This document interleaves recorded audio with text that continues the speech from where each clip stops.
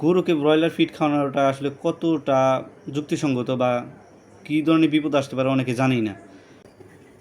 আসসালামু আলাইকুম, সবাই কেমন আছেন? আশা করি সবাই ভালো আছেন। আলহামদুলিল্লাহ আমিও ভালো আছি।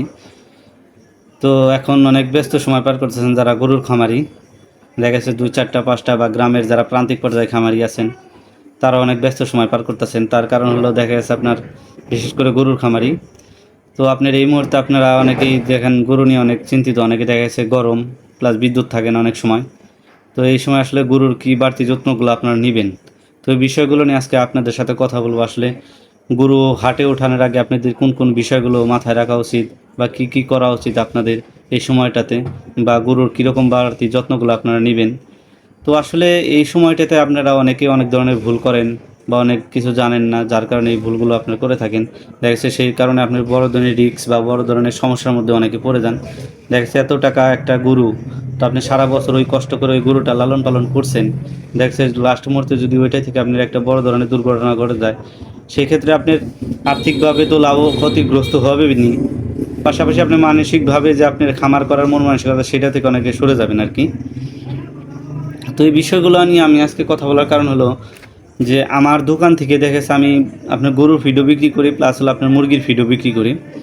কারণ আমার মুরগির দোকান আছে, প্লাস হলো আপনার যা ছোটোখাটো পারিবারিক খামার আছে, মুরগি ব্রয়লার ফিড, সোনালি ফিড, বিভিন্ন প্রকার ফিডগুলো বিক্রি করে থাকি।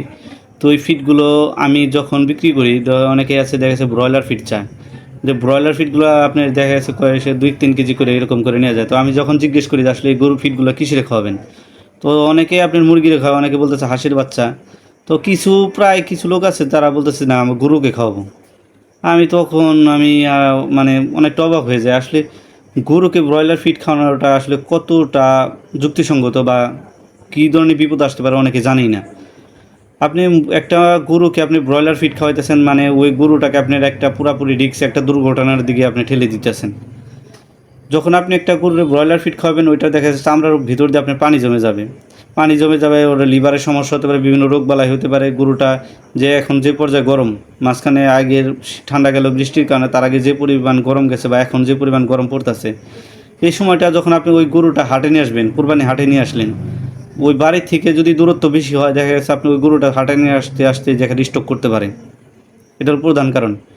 তো স্টক করলে আপনি কিন্তু 2 টাকা লাভের আশা আপনি গরুকে আপনি ব্রয়লার ফিড খাওয়াইতেছেন, কিন্তু এটার কারণে আপনি পুরা আপনার যে স্বপ্ন বা আপনি এতদিন করে একটা পরিশ্রম সবটা কিন্তু বৃথা যাইতে পারে একটা দুর্ঘটনার কারণে। তো আমি আপনাদের বলবো কোনো মতে আপনারা ব্রয়লার ফিড কোনোভাবেই আপনার গরুকে খাওয়াবেন না, এটা আপনাদের কাছে রিকোয়েস্ট। আর যারা খামারি আছে মোটামুটি বুঝবান, তারা অবশ্যই খাওয়ায় না। কিন্তু এই ঘটনাগুলো আপনারা অনেকে এখন জানেন না হয়তো, যে গ্রামের যে সাধারণ মানুষ এই কাজগুলো বেশি করে, খামারিরা করে না। বড় বড় যারা খামারি তারা বুঝে, তারা বিভিন্ন প্রোটিন জাতীয় খাবার দেয়, ঘাস দেয়, ভুসি টুসি বিভিন্ন মিক্সার খাদ্যগুলো দিয়ে থাকে। কিন্তু এই ভুলগুলো এখন গ্রামের যারা সাধারণ মানুষ, আপনারা অনেকে ভাবেন যে হ্যাঁ গ্রাম থেকে একটা গরু কিনলে অথবা গরুটা অনেক ভালো হবে, যে দেশি খাবার ঘাস ভুসি এগুলো খাওয়াইছে, বাজে কোনো খাবার দেয় না, কিন্তু এটা ভুল ধারণা। এই কাজগুলো এখন গ্রামের যে সাধারণ মানুষ এরা এই ঘটনাগুলো বেশি করতেছে। আপনার বড় বড় খামারি তারা এই ভুলগুলো কখনো করে না। তো এই বিষয় নিয়ে আজকে কথা বলার কারণ আপনারা অবশ্যই এই বিষয়গুলো আপনারা যারা আমার ভিডিও দেখেন বা আপনারা যারা আমার মতো ইয়াং আছেন, তাদের বাড়িতে যদি গরুগুলো পেলে থাকে, তা অবশ্যই আপনারা আপনার গার্ডিয়ানদের না করবেন, বা আপনার নিজেরা যদি গরু পেলে থাকেন এই বিষয়গুলো কখনোই করবেন না। ব্রয়লার ফিড কখনোই খাওয়াবেন না গরুকে। তারপরে দ্বিতীয় কথা হলো, আপনারা এই গরমে আপনার গরুর জন্য বাড়তি যত্ন হিসাবে কী করবেন। দেখছি অনেক গরু খাবার খায় না, তো আপনারা আমার কাছ থেকে অনেকেই এইটা নেয়, এই কিউমিটটা এটা নেয় আর কি, এসকিপ কোম্পানির।